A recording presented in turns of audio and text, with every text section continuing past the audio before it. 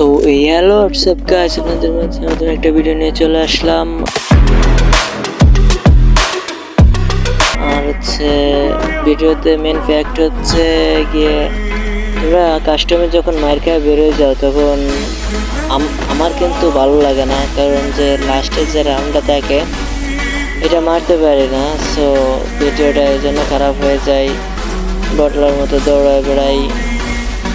তো কথা তা না, কথা হচ্ছে কাস্টমার কখনো মার খেয়ে বেরোয় যাবে না, বেরোয় গেলে কাপুরুষের মতো মনে হয়। তো তো কথাটা বুঝতে পারছো। ভিডিওটা আজ এই পর্যন্ত। Double kill.